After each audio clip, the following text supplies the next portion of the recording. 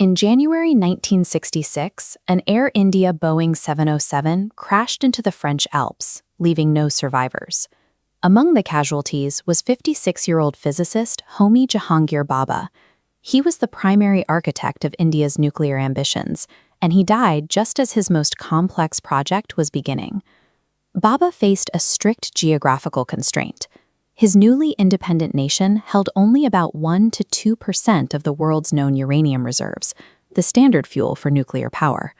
But looking at the coastlines of Kerala and Tamil Nadu, he saw a different asset. Those monazite sands contained over 500,000 tons of thorium, roughly a quarter of the global supply. To bypass the uranium shortage, he designed a cascading mathematical model, the three-stage nuclear power program. This flowchart maps his solution. Stage 1 uses India's limited natural uranium to generate power and produce plutonium as waste. That plutonium feeds into a Stage 2 reactor, which then creates the conditions for Stage 3, a reactor running entirely on thorium. The physics bottleneck is that natural thorium is fertile but not fissile. It cannot sustain a nuclear chain reaction on its own. To burn it, it first has to be bombarded with neutrons and transmuted into a fissile form of uranium. That requires an intermediate step. Looking at the highlighted Stage 2, this is the bridge technology Bhabha proposed, the Fast Breeder Reactor. This multi-stage blueprint offered a completely self-sustaining fuel cycle. Bhabha calculated that if India could master this specific sequence, the thorium reserves could power the country for centuries, securing permanent energy independence. In 1974, India detonated its first nuclear device at Pokhran. The international response was immediate. The United States led the formation of the Nuclear Suppliers Group, enacting a severe technological quarantine that blocked India from accessing global nuclear markets, fuel, or research. Under the guidance of successive scientific leaders like Vikram Sarabhai, the strategy adapted to the sanctions. Cut off from French and Canadian partnerships, Indian physicists realized they would have to develop their fast breeder program in absolute isolation, engineering their own bespoke fuel mixtures and reactor components without outside help. Operating a fast breeder reactor presents a highly dangerous engineering challenge.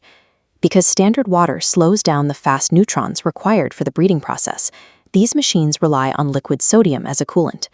It flows at over 200 degrees Celsius and burns on contact with air or water, meaning every pipe, pump, and valve must maintain flawless integrity. Decades spent managing volatile sodium systems in a global vacuum forced India's Department of Atomic Energy to improvise. Every hardware failure and physics problem had to be solved domestically, slowly forging an institutional culture of intense scientific self-reliance. The true scale of India's undertaking becomes clear when you look at the track record of the world's nuclear superpowers. Fast breeder technology is perhaps the most demanding form of commercial fission ever attempted. France built the world's first commercial-scale fast breeder, the 1,200-megawatt Super Phoenix. Despite its massive engineering budget, the plant averaged a capacity factor of barely 7%. It was plagued by continuous sodium leaks and mechanical faults until the government ordered it permanently shut down in 1998. Japan spent over $15 billion on the Manju prototype. In 1995, just months after connecting to the grid, a massive sodium leak ignited a fire. The subsequent institutional cover-ups and repeated operational failures resulted in the reactor running for less than 250 days across 2 decades before being decommissioned.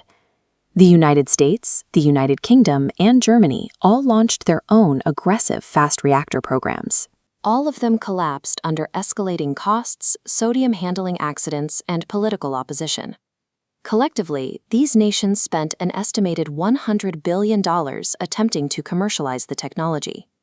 If the wealthiest, most technologically equipped nations concluded that the fast breeder reactor was an impossibly expensive trap, the question was obvious. How could an isolated India succeed where everyone else had retreated? The answer sits on the coast of Tamil Nadu.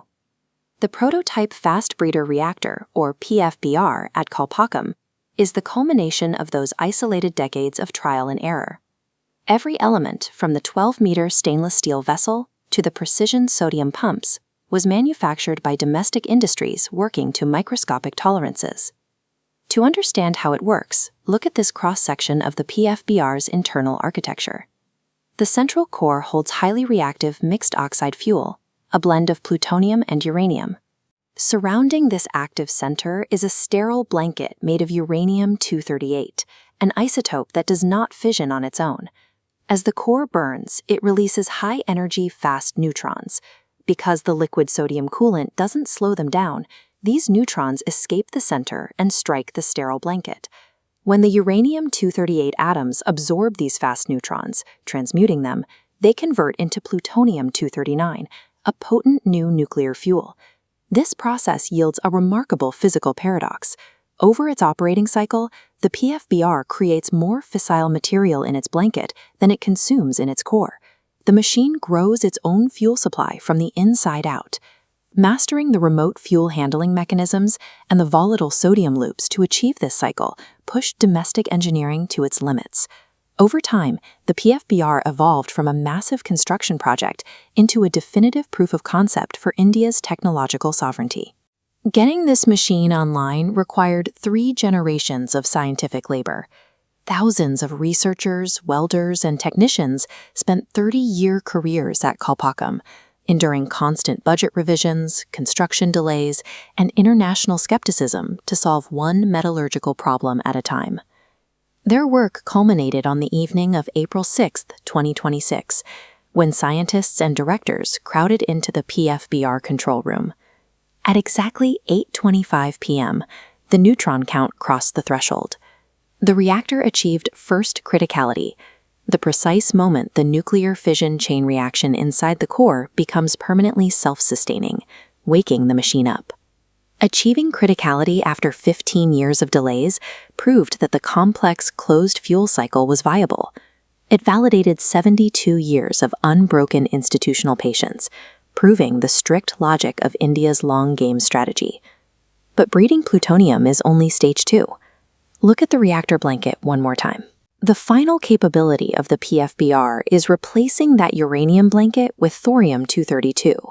As those thorium atoms absorb the fast neutrons, they begin transmuting into uranium-233, an incredibly energy-dense fissile isotope. This bred uranium-233 is the feedstock for the third and final stage. By recycling this newly created fuel, the Department of Atomic Energy aims to construct an entirely new fleet of advanced reactors, targeting 100 gigawatts of installed nuclear capacity by 2047.